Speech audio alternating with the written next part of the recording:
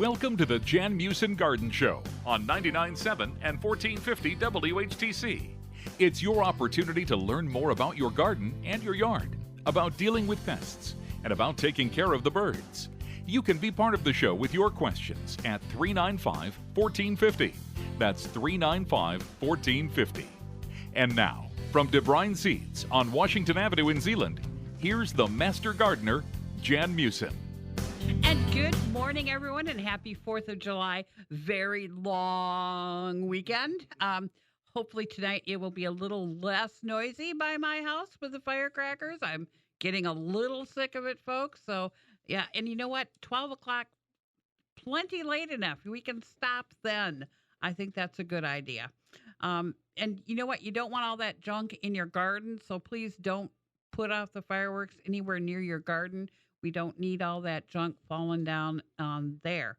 But, hey, I'm also going to remind you this is the last day at DeBruyn's for the Milorganite sale. So if you want to get a bag of Milorganite for $7.98, you better get on down to DeBruyn's before 3 o'clock this afternoon. That's when the sale ends, and then it goes back up to $10 a bag. So, you know what? If you want to get it on sale, today is the day to do it. It's also, I believe, the last day of Van Weeren's sale. So if you want to stop in and look at what they've got for sale, I know they've got a lot of Christmas stuff left.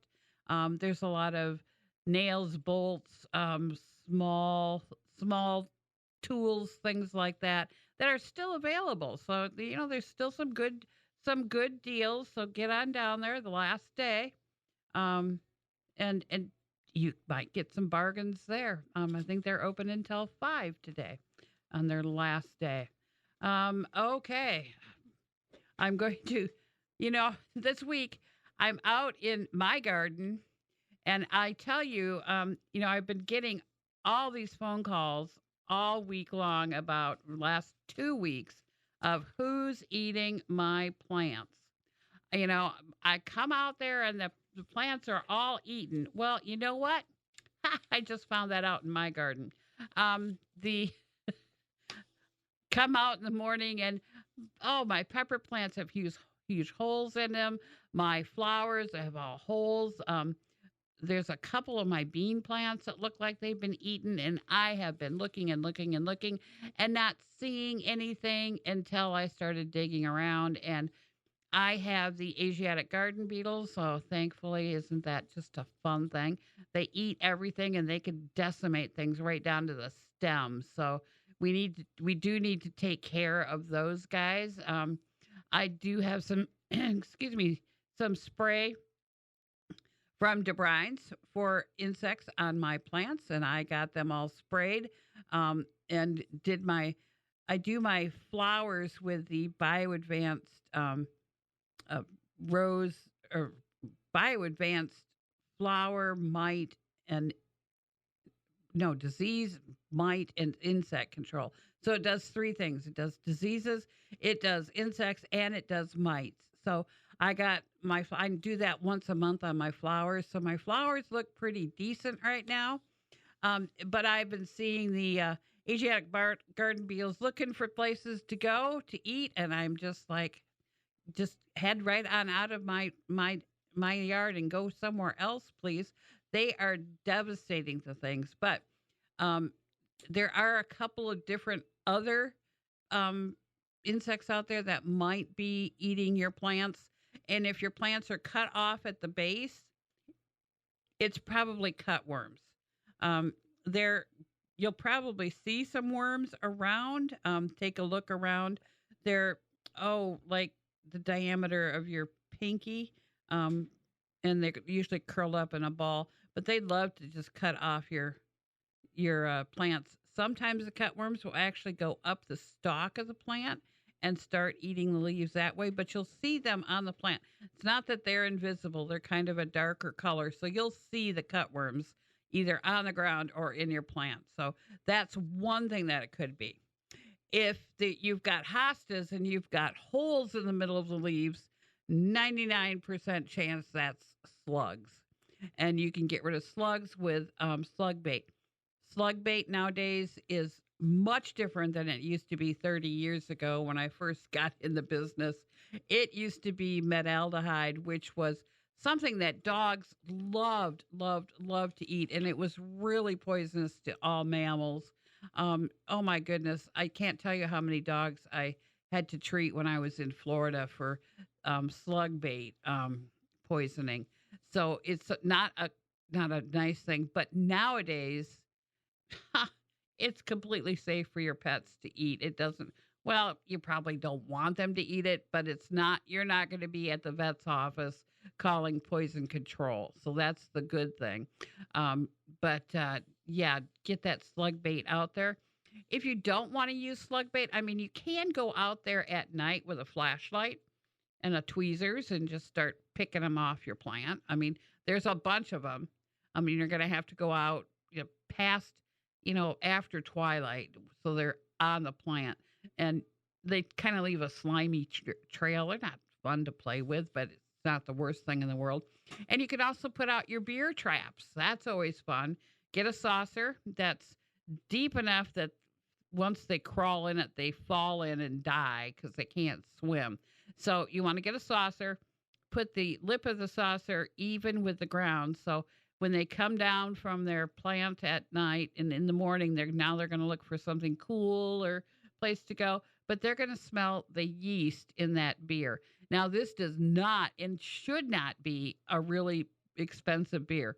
This needs to be the cheapest, yeastiest beer ever. Even near beer will work for this. They love that yeast, and so they will go for that smell, and they'll go right into the saucer of beer and drown. So that's always fun. You need to change that saucer probably once a day, empty it out, get rid of the dead slugs, put new beer in it, and go on for the next day. I mean, this isn't something that's going to last forever. There is a finite amount of slugs in your front yard. So, but that is something that some way you can take care of them, an organic way to take care of them. I will tell you that there are some dogs that love that taste of beer also, that yeasty crap. So do make sure your dogs aren't over there drinking it, when you think it's full. So do make sure that you've got it in a spot where the dogs can't get at it. I don't know of too many cats that have gone over there, but the dogs will. The dogs seem to do that all the time. So that's one way to get rid of slugs also.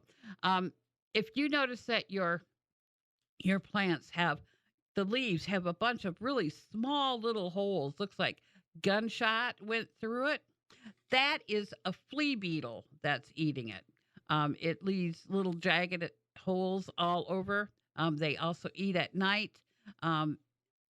It's hard to catch them. They jump really high, hence the name flea beetle. Just like a flea, it jumps.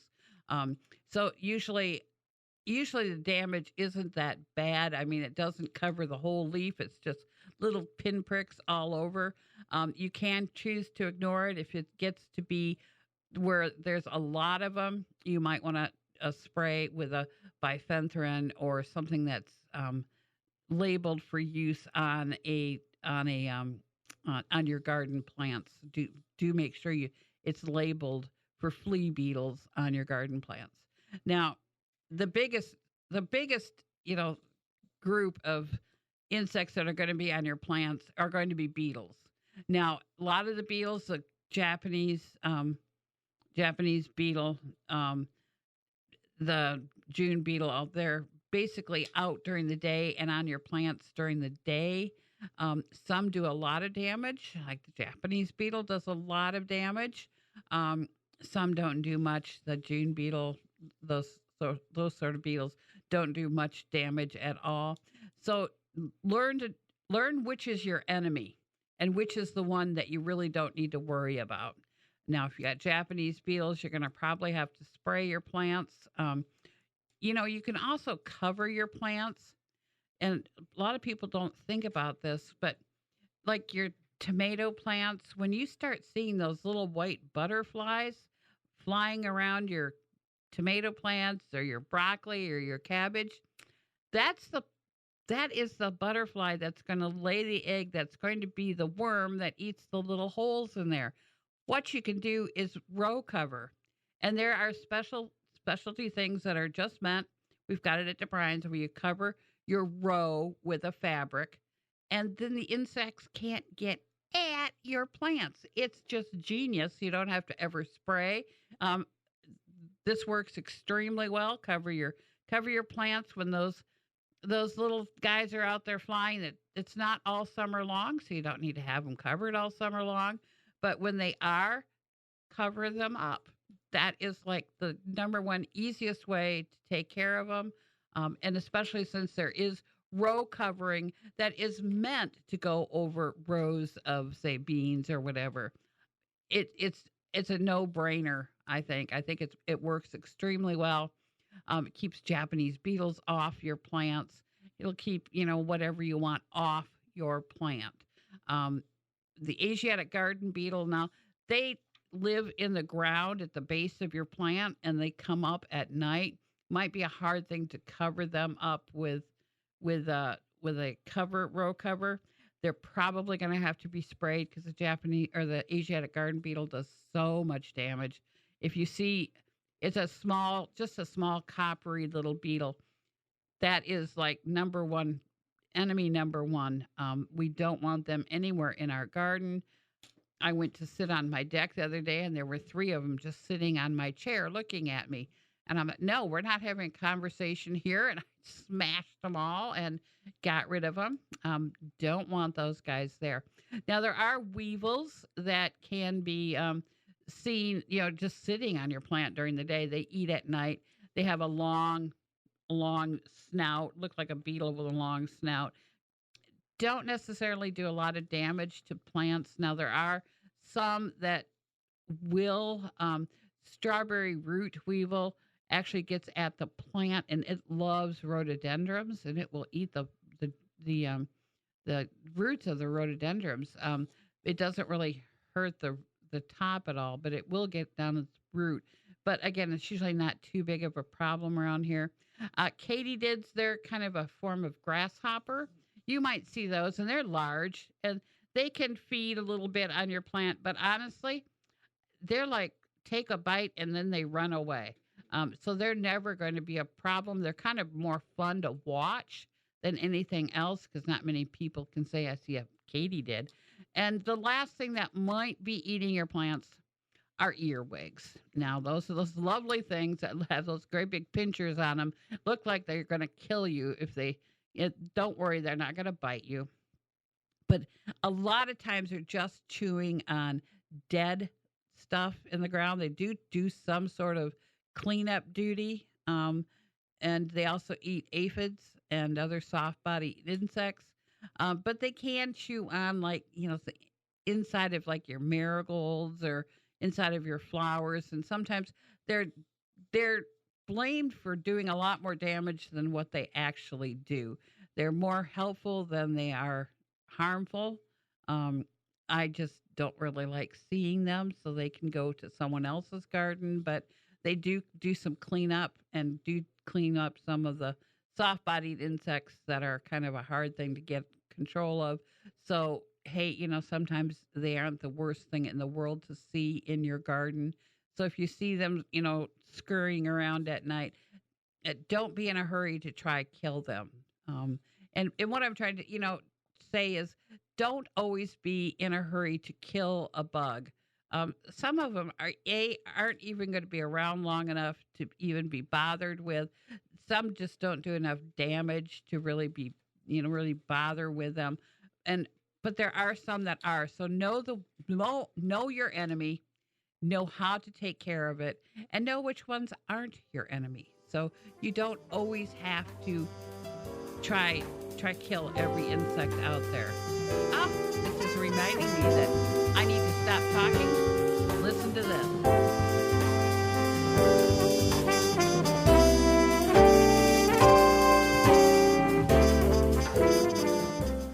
When you need to know, on the air and online, we're here for you. 99.7 and 1450 WHTC and WHTC.com.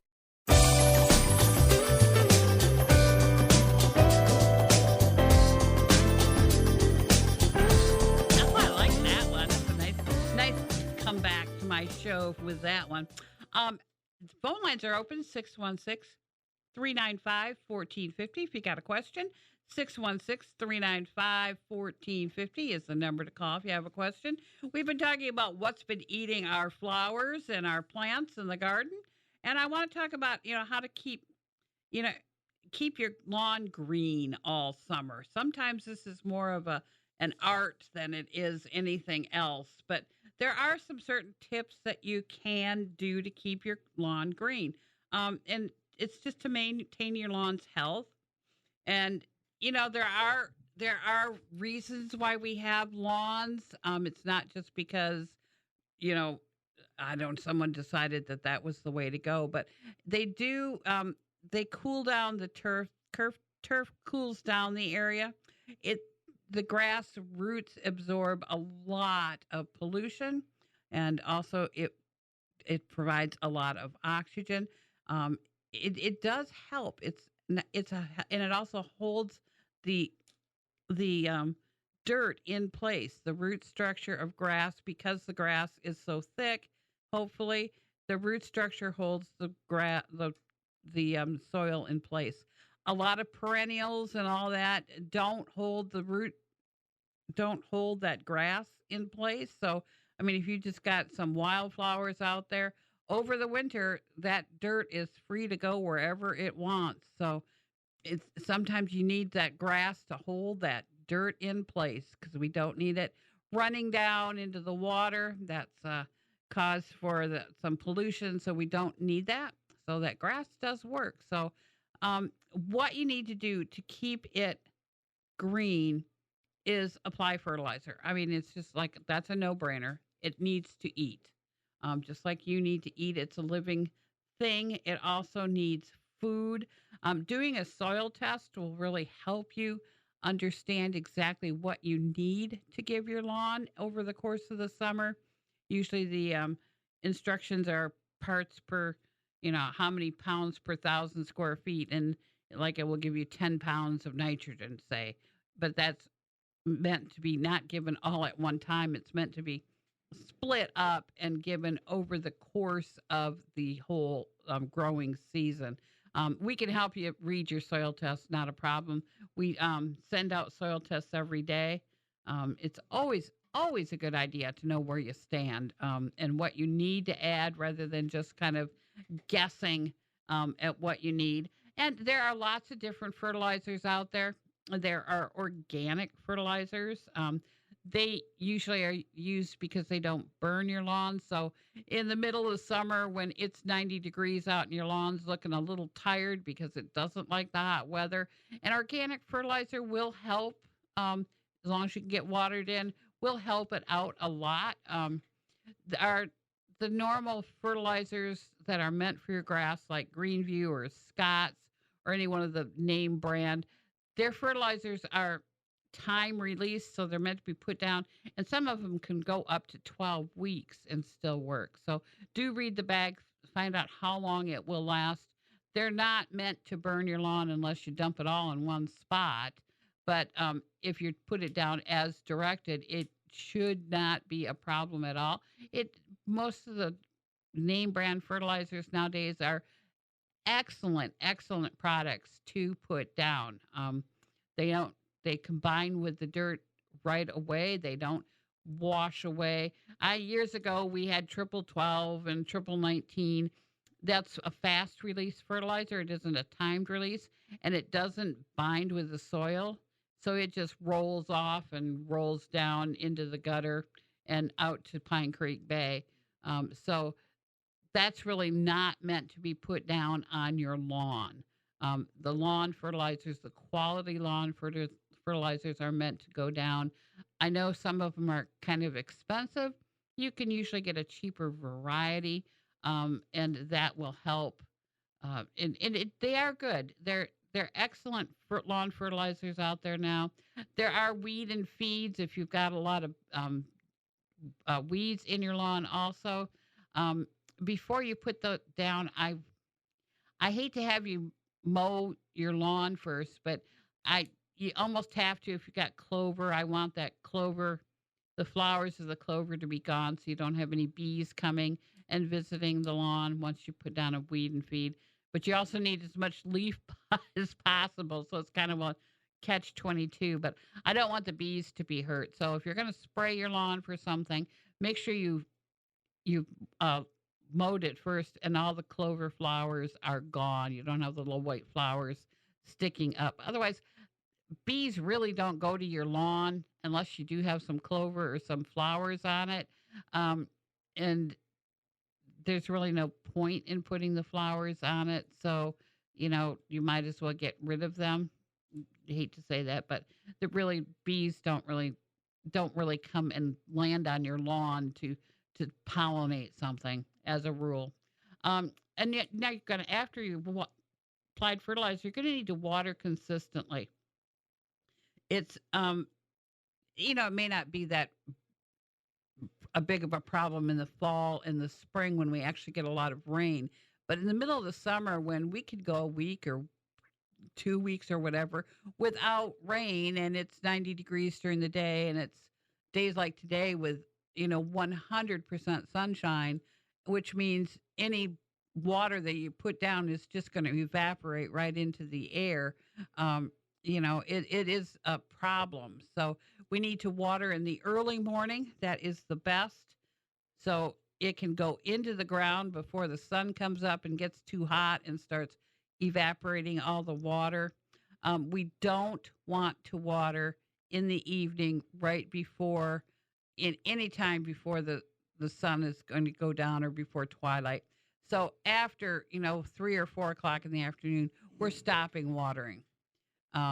It just isn't going to work. The lawn is going to go to bed at night wet, and that's just a big, big invitation for fungal problems to happen. And once you get a fungal problem in your lawn, it's really hard to get rid of. So it's easier to prevent it. So, after 7 o'clock at night or after 4 o'clock in the afternoon, we're just going to stop watering. Oh, we do have a phone caller on the line. Good morning. You're on the Garden Show. Good morning. Could you tell me, Jan, what I have on my peony? It's got like a white film on it. On the flowers or on the No, plant? the flowers are done. It's just on the I was plant. gonna say, I haven't seen any flowers for a while. My guess is it's some sort of mildew. Okay. What would I put on that? I would get that bioadvanced insect disease and mite and spray that on there, and that will Okay, that take takes care of care it. of a lot of things. It takes care of a lot of things, yes. Okay, would that work on corn too, sweet corn? No, I wouldn't use that on your corn. We do have stuff. Your corn's getting a little problem too. Well, I don't know. We've got it coming, and usually, early corn has a problem with worms and stuff. So Yeah, I'm asking. once it starts to tassel, you might think about spraying some BT on your corn just to prevent that earworm from coming in. Right. What? I didn't catch the name. BT. BT. Yeah, just the two letters B and T. It stands for Bacillus thuringiensis, but you don't have to know that. It's a soil protein, but it does take care of worms and some beetles. So it works well. Yeah. Wonderful. We'll get some of that. Okay. Very good. Okay. Thank you. Yep. Bye. Yeah, a lot of people are coming in with they've got a lot of worm problems, and BT is just meant for worms.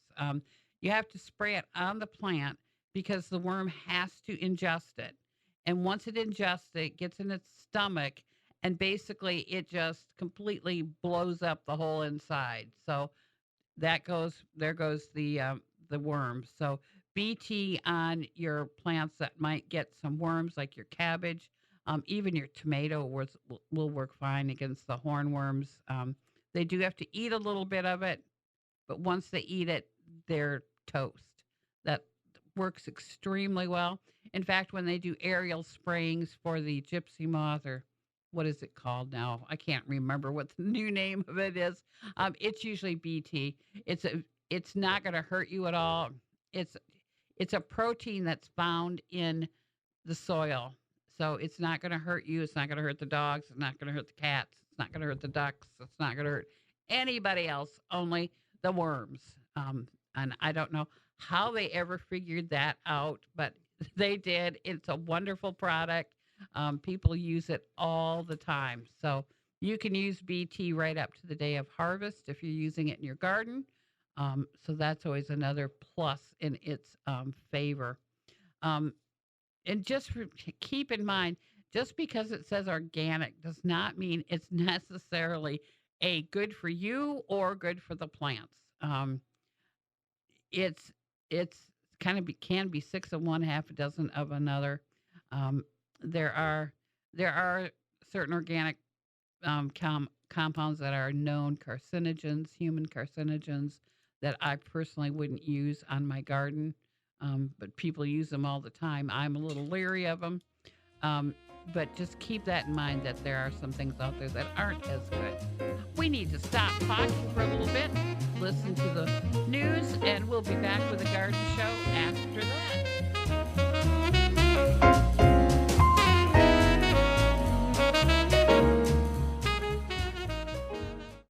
This is Rusty Halverson. Join me for West Michigan Farm News every weekday on 99.7 and 1450 WHTC.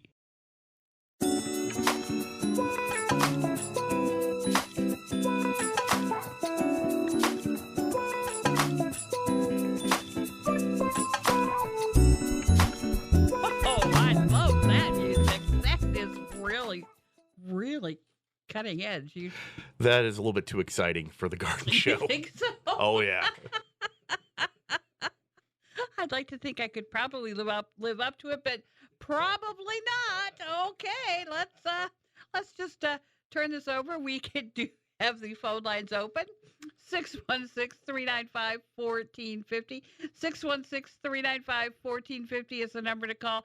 And remember, if you want to get in on the big Milorganite sale going on at DeBruyn's right now, $7.98 a bag. It is good until 3:00 this afternoon when we close for the weekend. So on Monday morning, it will be back up to $10 a bag. So you do save quite a bit if you can get in there by 3:00 today. And the guys are all there. I think they'll be more than happy to haul out a bunch of Milorganite to your car. They've stocked up on the Milorganite, so it's always a good thing in summer.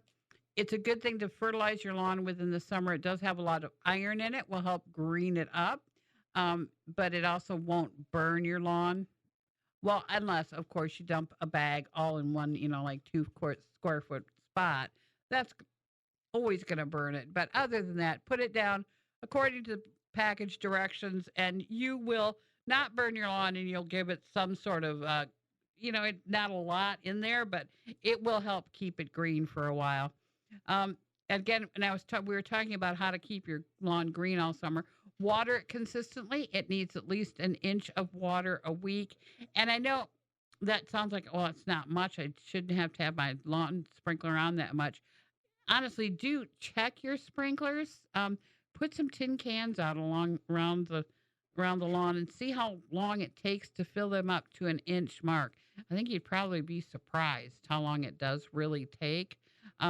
There are some people that like to water every day for a little bit, and some people that like to water twice a week for a longer period of time. I don't know. Every time I go to MSU, it's always 6 of one, half a dozen of another.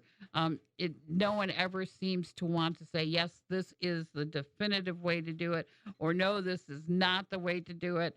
And it always seems like every time you go, they've got some other big thing there. For a while, it was in the heat of summer. It's probably good to water your grass just for a little bit right at, between noon and 3 to cool down the grass. Haven't heard too much about that anymore. Sounds like kind of a neat idea to me, but I would think it would just probably all just evaporate anyway. But it was just a really light watering at noon just to keep the grass cool. Again, one of those things that you hear once and then you kind of don't hear it again. Okay, another way to keep your lawn green all summer is to adjust your mowing height. Keep it longer, your grass longer in the summer, a minimum of 3 inches. Don't go below the 3 inches. Um, the guys that do my lawn love to go around with a weed trimmer first and go around and go around the edges of the lawn with this weed trimmer. Well, that weed trimmer, they take it almost right down to the ground. There usually isn't much more than maybe, you know, a half an inch left, maybe. So they're really scalping it at the edges. So, and that's where you get all of the weeds coming in. Surprise, surprise. So adjust the mowing height 3 inches at a minimum during the summer. It helps prevent a lot of water evaporation, and it also shades so you don't get weeds growing up because the grass is long enough that it will shade out any weeds. So it's a win-win situation to keep your grass at a minimum of 3 inches. We're going to mow it down to 3 inches. We're not going to go down to 2 and have it grow up to 3. We're going to start at 3, or that's going to be our ending thing. Also, watch out for insects in your lawn. Sometimes you get those lovely insects. Shinge bugs can do things. Grubs later on can do a thing. So do keep your eye out on your lawn. Don't just kind of, drive by it and that's it, going into the garage and we forget about it. Take a walk around your lawn. I love to walk around my lawn in the morning with my my bottle, my gallon thing of crabgrass destroyer, and then walk around and hit the weeds. Just and there's always a couple weeds out there, and I can get them and just walk around the lawn and I can see what's going on. You don't have to do that every day, once a week maybe. Just take your time, walk through the lawn in the morning and aim at the weeds. Now make sure when you're using your weed control that you've got the right weed control for the right weed. I mean, if you're trying to get rid of Bermuda grass and you've just got 2,4-D, that's not going to do anything to try to kill it. You need to match the weed with the weed killer. We can help you do that at DeBruyn's, but that's very, very important to do. And we do have a caller right now. Good morning, caller. You are on the Garden Hour. Hello? Good morning. Yes, you're on the Garden Show. I'm on the Garden Show? Yes. Okay, I was calling to figure out how I could put a song on the radio station. Oh, we don't do that on this radio station. Okay, sorry. Never mind. No, that's okay. Have a great weekend. You too. Thank you. I could sing a song if you would like, but not many people want that to happen. So I guess he's going to have to somehow get on the van somehow. And I'm sure Shaggy can do that for him.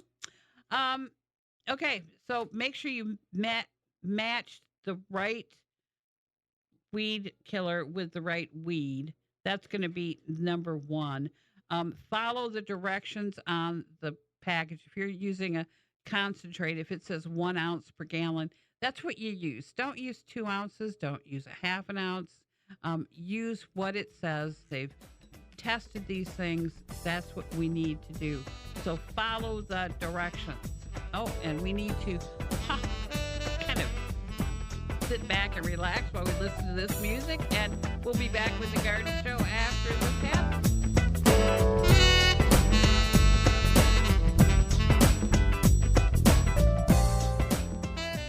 Hi, this is Mark Vandenbosch of Zeeland Lumber and Supply. Join me Saturday afternoons at noon for the At Home Show on 99.7 and 1450 WHTC.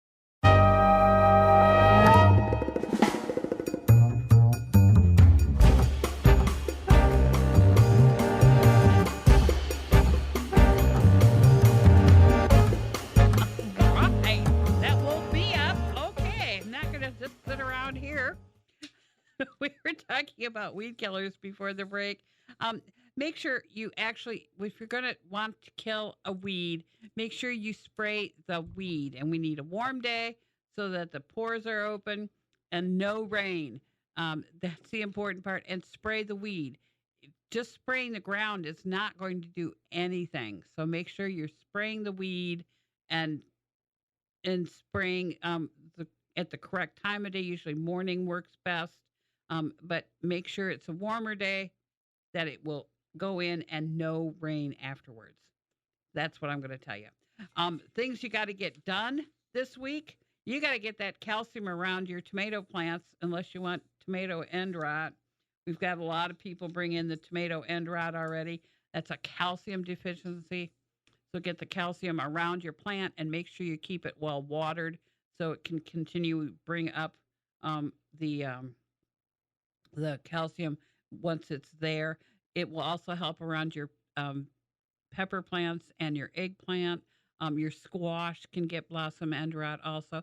And I say blossom end rot, and maybe everybody doesn't know what that looks like. When you're looking at your tomatoes from up above on your plant, they look nice and red and they're beautiful. And you pick one because it's nice and red and you turn it over, and the bottom is absolutely black and disgusting looking. That is blossom end rot. Now, if you cut off the bottom, you can still eat the top. It doesn't affect the tomato at all. There usually isn't much left of the tomato, but you can still eat it if you're really that desperate for a tomato. But it's just a calcium imbalance, and we need to get that calcium around the plant. A lot of the tomato foods have calcium in them, so you can use that. I think even the Miracle Grow that you add water to for tomatoes, the one that's listed for tomatoes has calcium in it also. So most of them do. So most of them realize that our soils don't have enough. Well, it's not that our soils don't have enough calcium. It's we need to keep the plant well watered. The way, if you have your plant and you get it, and this is what I did this week, you get it really wet and then you just let it dry out so it's bone dry, and then you wet it again. Don't do that. Keep it evenly moist, because when you start doing that, then it can't start pulling up the calcium into the plant. So get that out there on your plant. Mulch around your plants is always a good thing right now to prevent evaporation of water. So if you can mulch around your tomato plants so they can water it, it will stay in the ground rather than, floating up into the atmosphere. That's always a good thing.